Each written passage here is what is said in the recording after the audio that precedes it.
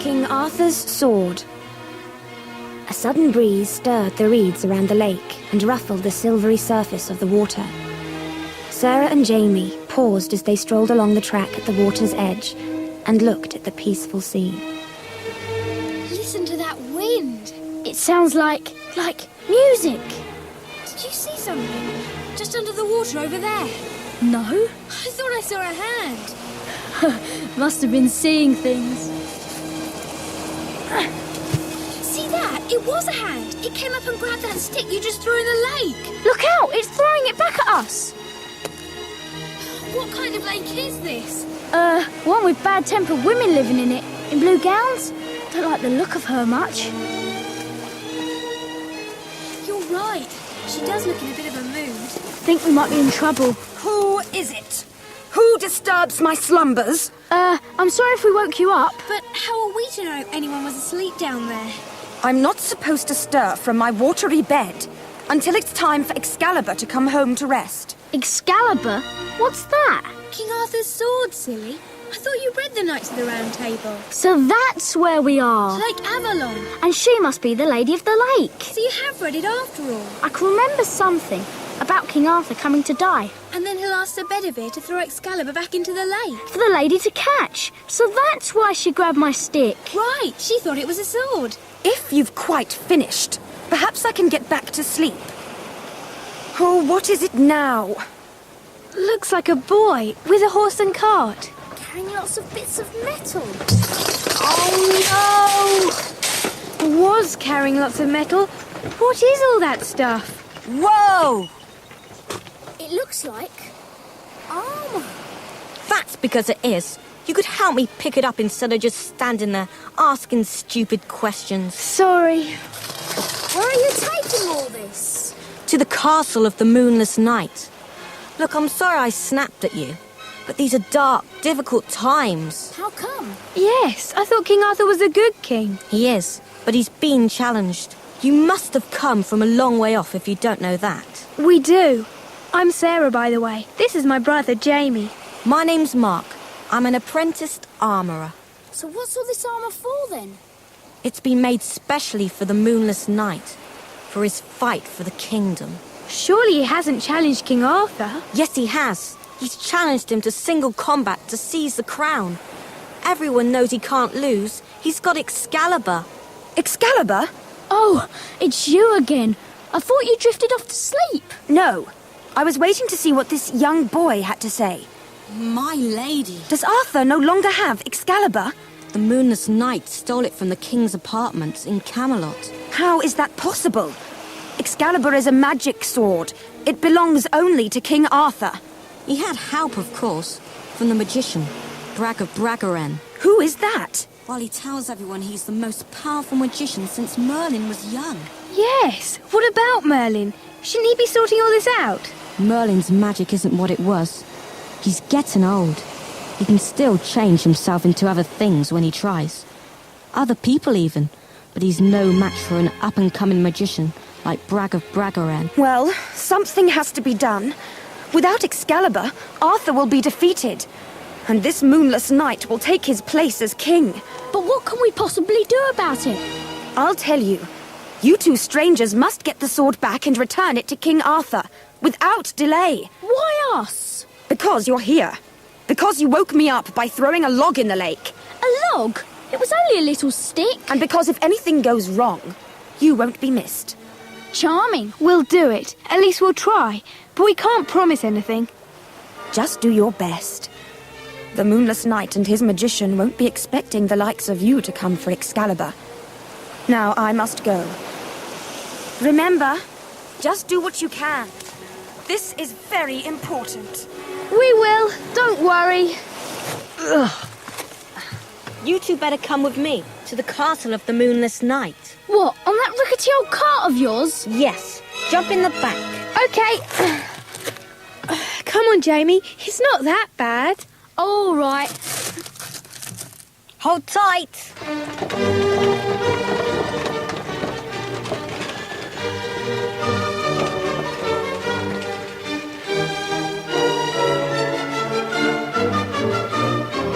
What's happening around here? Everything looks miserable. Why isn't there anyone working in the fields? And why are all the villages closed up? Bragg, the magician, has put a misery spell on the land, and it's made everyone feel so depressed and unhappy that they just stay in bed all day, so nothing's getting done. Yes, I can see the problem. It sounds serious. It is. It's even affecting King Arthur, so he's not even trying to get his sword back. And if the spell isn't broken soon, no crops will be grown this year, and everyone will starve. That is bad. We should reach the castle soon, then you'll see just how bad it is.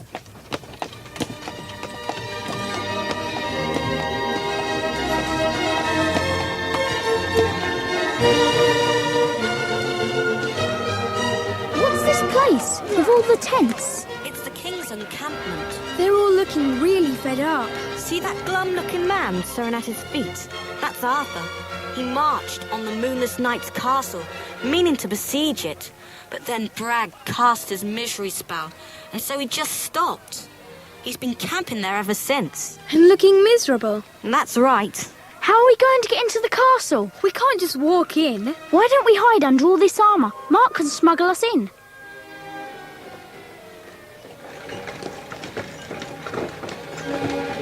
Handmade armour for his dark lordship. It's over the drawbridge.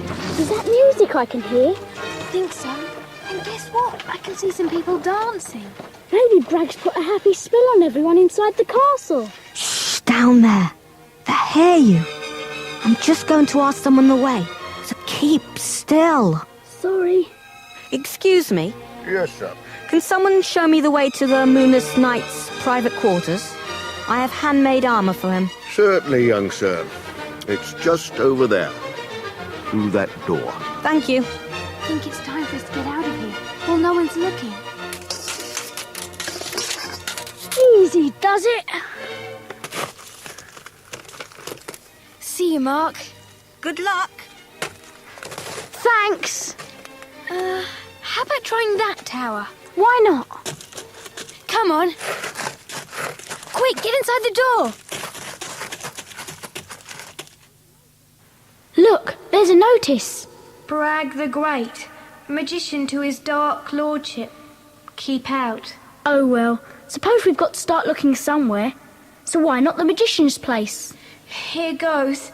Spooky old staircase. It'll be okay. You reckon? Sure. Looks like an awful long way to the top.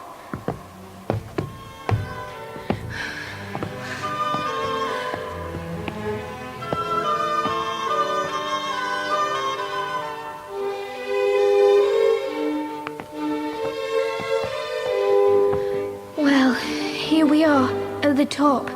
Should we try this door? Okay. Nothing much here. Only a candlestick. And a book of spells.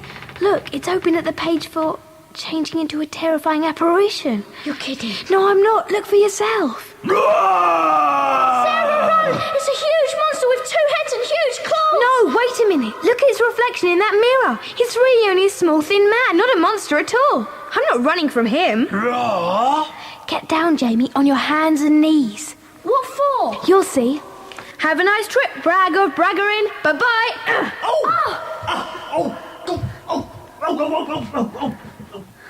Nice work, Sarah. Not such a good magician after all, is he? After him, quick!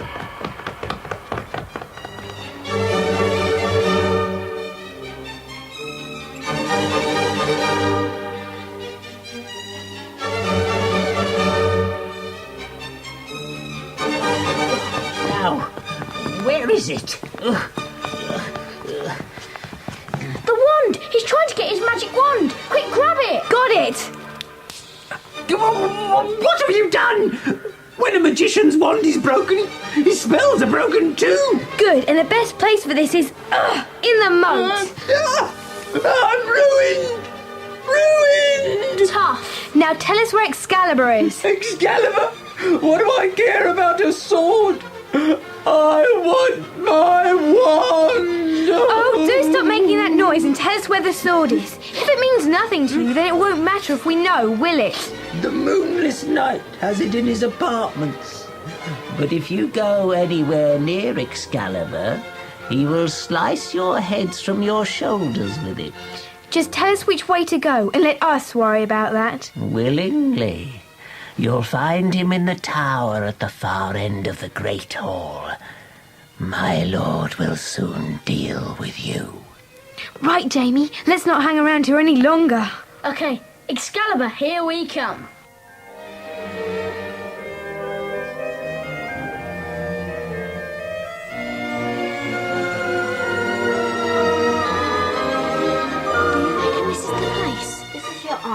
Look, there's Mark helping a big fat guy into some armour. That must be the Moonless Knight. And look, over there on the wall, a sword. Excalibur. The one and only.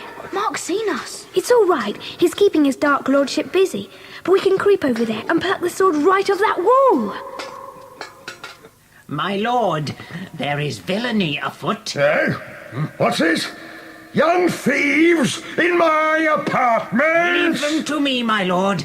Let's see what a bolt of lightning can do. This lovely bolt of light. I will knock them out of sight. Quick, do something, Mark. Throw that helmet at him or something. Now let's see what the lightning will do. Ouch! Oh, you meddling fool! Now see what you've done! Brilliant! He hit the knight instead of us. Well done, Mark. Oh, I'm sorry, my lord. It was an accident. I didn't mean it. Idiot! Someone seize that so-called magician.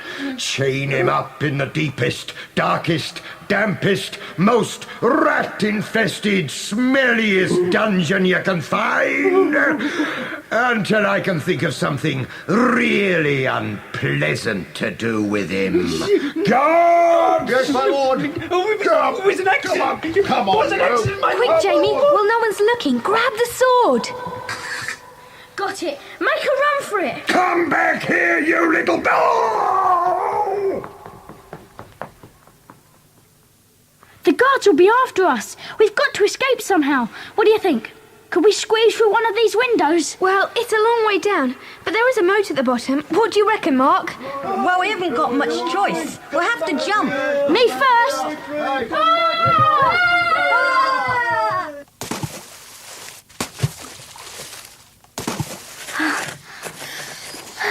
Have you still got Excalibur? Don't worry, I've got it here. Where's Mark? He's disappeared. And who's that tall bony man with the long grey beard? Merlin the magician at your service. Where did you spring from? And where's Mark? I've been with you all along, but you didn't recognize me. You mean you were Mark? Exactly so. I told you I could still change myself into other people, didn't I? Well, Mark said you could. I needed to get into the castle, you see, and they wouldn't have let Merlin in, would they? That's true. Wait a minute. Why did you have to get into the castle? For this. Bragg's wand! Yes. Now that the wand is broken, Bragg's misery spell must be broken too. Which means that King Arthur and his people must have got their old spirit back. Precisely. After them!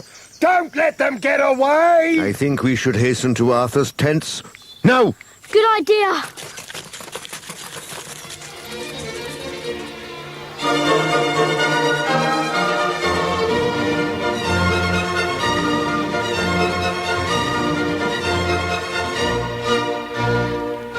There they are. They're looking much happier already. Sire, we've got it. Your sword! Excalibur!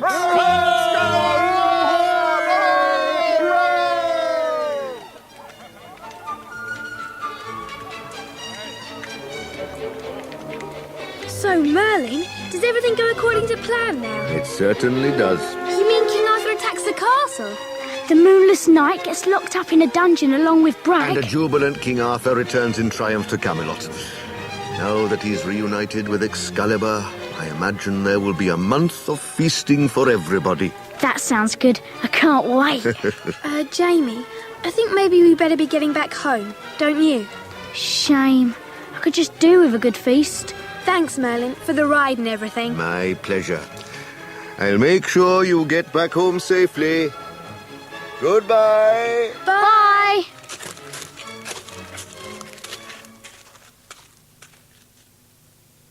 The music in King Arthur's Sword is taken from Mozart's 40th Symphony.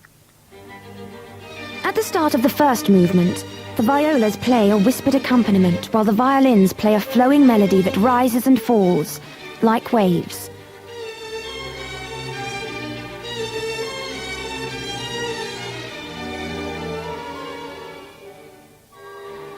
A new melody, more gentle and lyrical, is divided between strings and woodwind.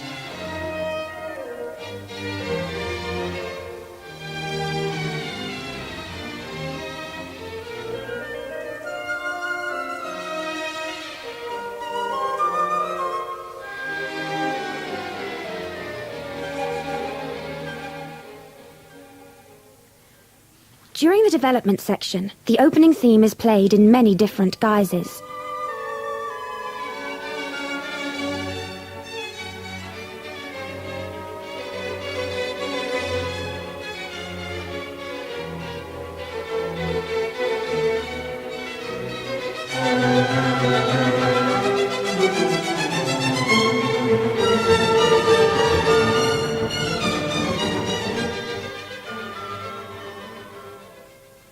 The slow second movement begins with an elegant, broad string melody, while the horns play gentle, repeated notes.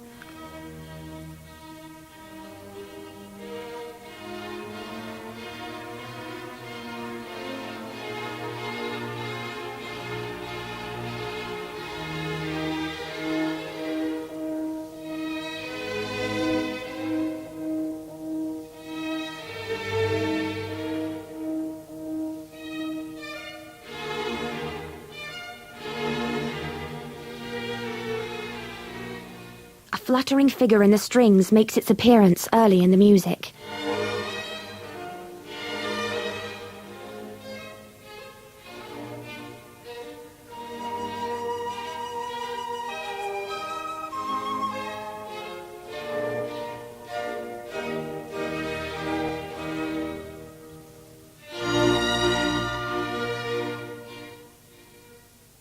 The second half begins with more restless music.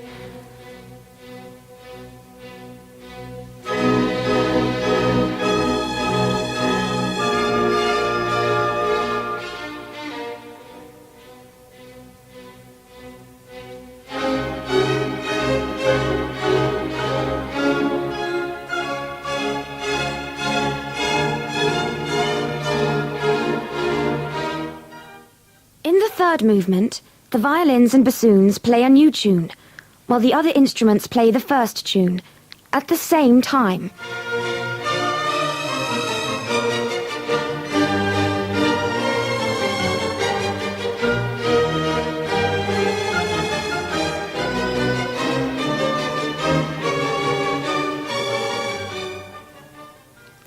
In the trio, the horns play a solo of their own.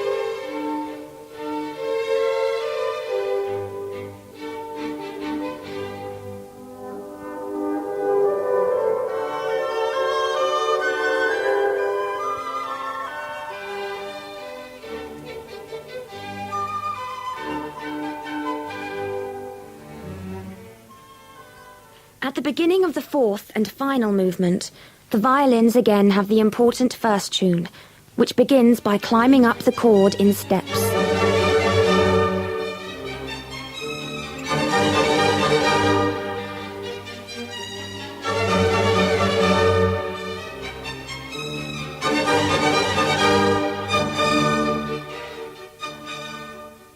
The clarinet has an exciting solo of its own, while the bassoon accompanies lightly.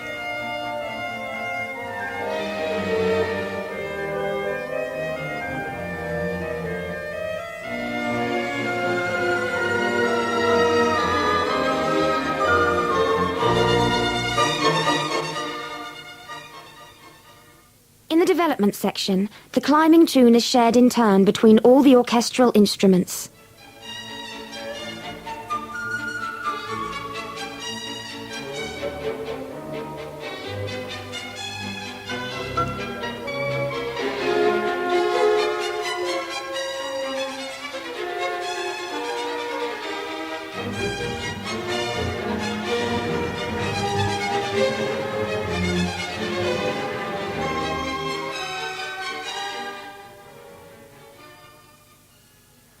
These are just some of the highlights of Mozart's Symphony No. 40. You are bound to discover more every time you listen.